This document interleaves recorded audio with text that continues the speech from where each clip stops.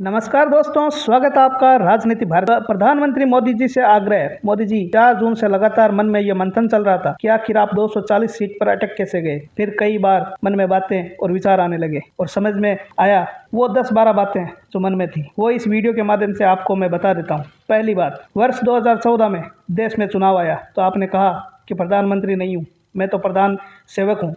पूरे देशवासियों ने मन से जबरदस्त स्वागत किया। बदले में आपने भी देश में कई महत्वपूर्ण काम किए। समय बदला और 2019 में आपने कहा कि मैं तो देश का चौकीदार हूँ। आपने चौकीदार की अर्जी दी। देश की जनता ने पहले से भी ज्यादा भर भर के आपको आशीर्वाद दिया और आपने इस दूसरे कार्यकाल में पहले कार्यकाल की तुलना की अपेक्षा देश हित और कई महत्वपूर्ण काम किए। साथ ही संसार में भारत का मान सम्मान और वैभव और यश बढ़ाया। ये देखकर हमें बहुत खुशी हुई। फिर भी बहुत तकलीफ थी। जिस अल्पसंख्यक का भरोसा पृथ्वीराज चौहान भी नहीं जीत पाए, उसका भरोसा आप जीतने में लगे रहे। आप मध्यम वर्ग को तो भूल ही गए। मोदी जी, आपको भी पता है अमीरों को मांगने की जरूरत नहीं होती, गरीबों को मकान, राशन, शौचालय दे रहे हो। फिर इन सब में मध्यम वर्ग को क्या मिला? कभी आपने और आपके गृह मंत्री और आपकी सरकार ने सोचा ही नहीं।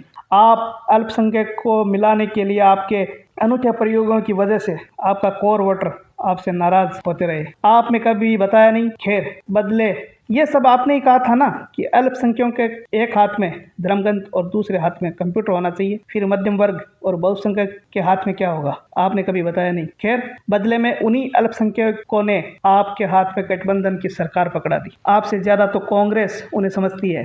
पूरे 60 सालों में जितना लाभ उनको कांग्रेस ने नहीं दिया, उससे 100 गुना ज्यादा आपने इनको 10 सालों में दे दिया। मकान, पानी, बिजली, स्वास्थ्य, गैस, सड़क, रेल, ये सब कुछ दिया। आपके फैसले से आप ही के लोग दुखी हुए। फिर भी मध्यम वर्ग बड़े दुखी मन से आपके साथ खड़ा रहा। लेकिन जब चुनाव आया तो आपने सरकार बचाने और चुनाव जीतने का नारा नहीं दिया। आपने कहा अब की बार 400 पार, और इस नारे की वजह से आपका कोर वोटर घर से बाहर ही नहीं निकला, क्योंकि सब सोचते हैं कि 400 पार तो हो ही रहे हैं, मेरे एक वोट से क्या होगा। जिस राज्य में आपकी सरकार नहीं है, उस राज्य में आपके कार्यकर्ता मरता रहा, प्रताड़ित होता रहा, रोते रहे, मगर पूर्ण बहुमत की सरकार होते हुए भी आपने और आपके गृह मंत्री अमित शाह जी ने कुछ नहीं किया। आप कार्यकर्ता को छोड़ दीजिए, सीबीआई, ईडी को भी नहीं बचा पा रहे। आपने कुछ नहीं किया। सीखे कांग्रेस है जो बिना किसी वजह से किसी भी राज्य की सरकार को बर्खास्त कर देती है, और आप बंगाल सरकार को बर्खास्त ही नहीं कर पाए। आपने बीजेपी वॉशिंग पाउडर से धो धो के दूसरी पार्टियों के भ्रष्टाचारियों को पना दी,